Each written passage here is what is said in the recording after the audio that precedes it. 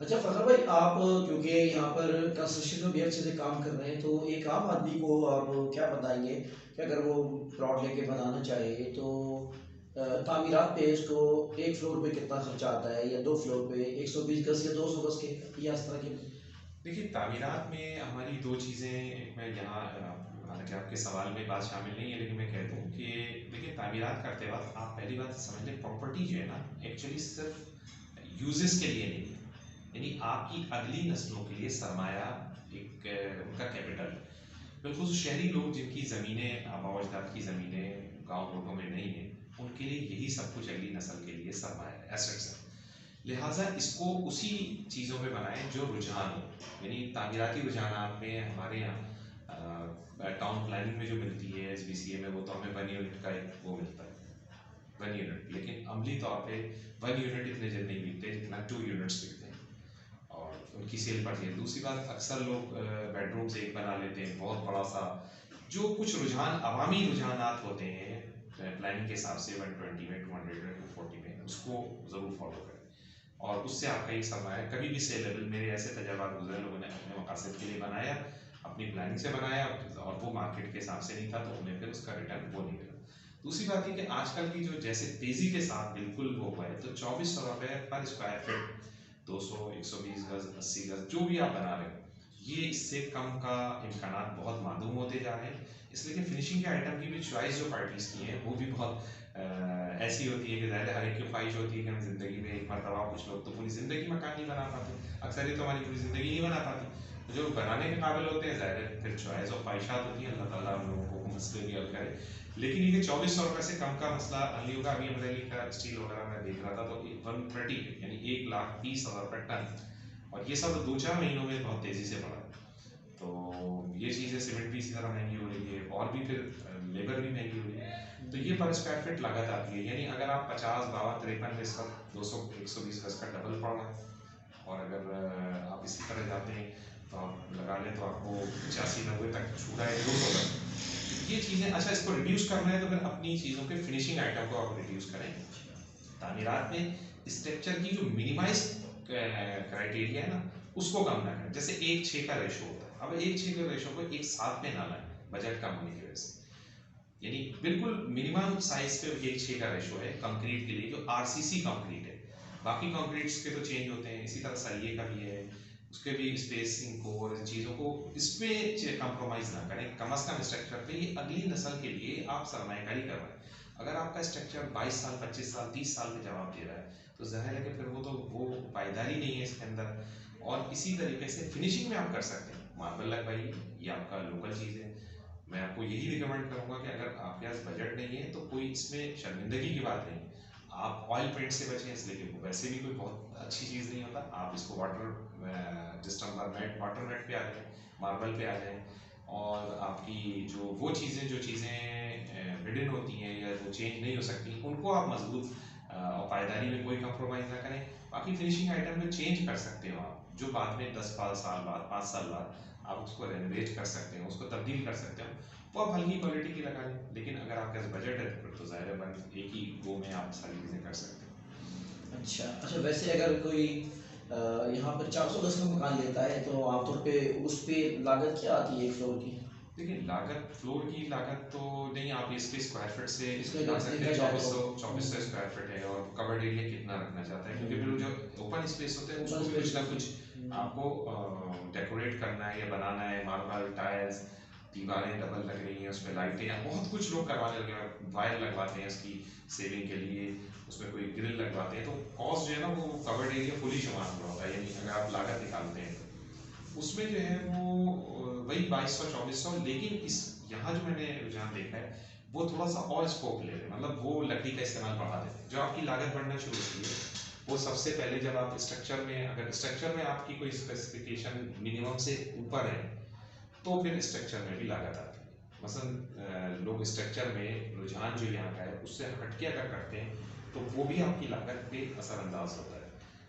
अगर कोई इनकी स्पेसिफिक रेशो की है, या ब्लिट स्टील की है, तो ये सब भी लागत पे असरअंदाज होना शुरू होती है आगाज से, स्ट्रक्चर की लागत पे।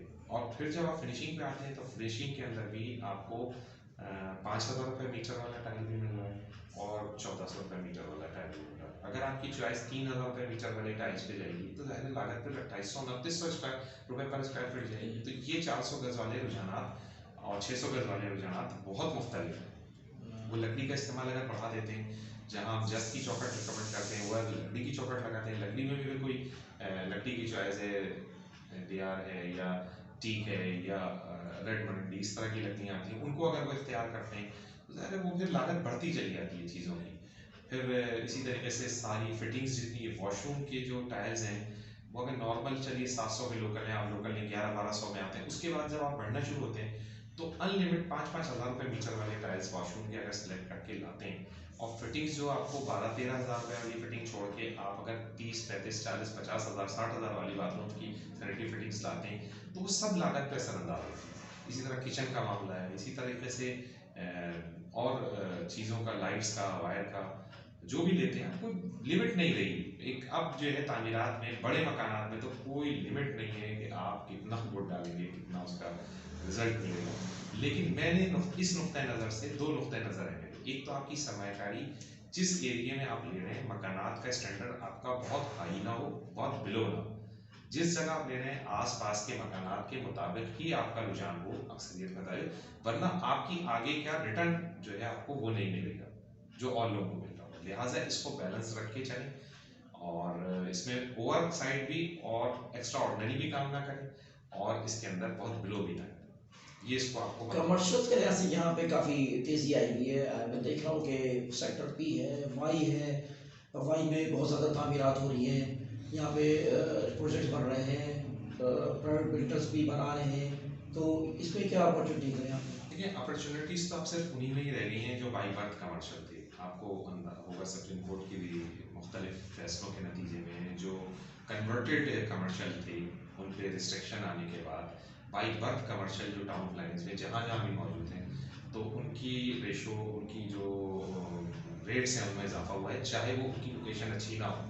यानी ऐसी कई लोकेशंस हैं जो कि कमर्शियल के हिसाब से बहुत स्कोप रखती हैं, लेकिन चूंकि सुप्रीम कोर्ट ने अब पाबंदी लगाई 28 रोडों में, जो 26 रोडें थी कमर्शियल हुई थी, कन्वर्टेड थी, उन्हें मजीद कन्वर्जन नहीं हो सकती।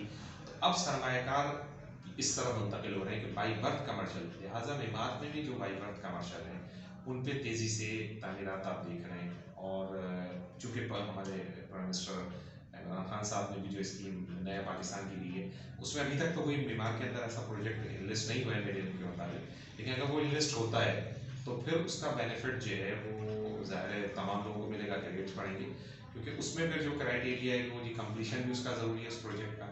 बिल्डर अमूमन ज़्यादा कवर्ड एरिया पे चले जाते हैं और फिर वो एक्सीड कर जाते हैं जो लिमिट्स होती हैं SPCA की, या फ्लोर वायलेशन कर लेते हैं। इसके नतीजे में वो फिर पूरा प्रोजेक्ट के दीगर लोग भी सफ़र कर रहे होते हैं, पैसे देने के बावजूद भी, ज़्यादा पैसे देने के बावजूद भी वो उसको सफ़र करते हैं और उनका फिर कंप्लीशन ना होने की वजह से उन्हें फिर पानी, बिजली, गैस और फिर लीज़ और लोन, ये सारी चीज़ें नहीं मिल रही होती। तो यहाँ अगर वो एहतियात रखी गई तो यहाँ तेज़ी से सरमायाकारी की तरफ जो लोग आए हैं वो उसके रुझानात की वजूहत भी यही है और लोगों को भी फ़ायदा उसी में मिलेगा जब आप रूल्स के तहत चीज़ों को तामीरात करते हैं। कुछ मारूफ बिल्डर्स भी यहाँ आए हैं जो बना रहे हैं, लेकिन ये फिर उसका फ़ायदा उसी वक्त एक आम सालिक को मिल सकता है, आम शहरी को मिल सकता है जब वो उसके रूल्स के तहत बनाए। अभी तो बहुत तेज़ी से आना शुरू हो गए लोग, बिल्डर शुरू कर रहे हैं यहाँ के प्रोजेक्ट्स, वो उसकी वजूहत भी मैंने बता दी। लेकिन अगर उन्होंने उसको उन क्राइटेरिया में नहीं रखा, कंप्लीशन को, रूल्स रेगुलेशन को, तो फिर सफ़र कौन करेगा? End user. वो बैठ जाएगा किसी तरह, गैस सिलेंडर लगा रहा होगा, पानी टैंकर से डलवा रहा होगा, बिजली के सोलर पैनल का कोई ऑप्शन होगा, जनरेटर सोलर पैनल मिक्स करके। तो ये चीज़ ना हो तो इंशाल्लाह यहाँ के कमर्शियल पे भी तेज़ी से, जैसे हमारा प्रोजेक्ट जो PHA था वो बना, तो उसमें सारी चूँकि रूल्स के मुताबिक चीज़ें तामीरात हुई। अभी मैं उसकी फिनिशिंग, उसके रेट्स पे बात नहीं करता, उसके सराउंडिंग पे, क्योंकि उसमें भी लोगों को कुछ ताफ़ ज़्यादा है, लेकिन कंप्लीशन होने के बाद आप उसका अगर फ्लैट परचेज करते हैं आपको कहीं से लोन भी मिल सकता है। उसमें आपको सारी चीज़ें वो हैं, आप कहीं सरमायाकारी, कहीं लोन लें, कहीं मॉर्गेज करें। तो ये बहुत ज़रूरी होता है कि प्रॉपर्टी में सिर्फ बिल्डिंग को नहीं देखना होता, बिलखुसूस फ्लैट्स में उसमें ये भी देखना होता है कि आया ये इसका कंप्लीशन है या नहीं है, ये लीज है या नहीं है। 2013 के बाद ऐसी किसी भी तामीरात की हैसियत नहीं है बिल्डर उसके रजिस्ट्रार के सामने जो रूल्स रेगुलेशन के तहत ना बनी हुई और उसका कंप्लीशन सर्टिफिकेट ना हो। तो ये ज़रा देखभाल के करना ज़रूरी है सर। बहुत शुक्रिया फ़खर शफीर साहब हमारे साथ मौजूद थे और इन्होंने यकीनन जो इस वक्त मालूमात दी हैं वो सबको उससे फ़ायदा उठाने का मौका है। ये इजाज़त दीजिए, इंतखाब स्टूडियो को इंशाअल्लाह ताला अगली वीडियोज़ में आपको मज़ीद मालूमात के साथ हाजिर होंगे। आपसे गुजारिश है अगर आपने अभी तक हमारा चैनल सब्सक्राइब नहीं किया तो सब्सक्राइब कीजिए। अल्लाह हाफिज़।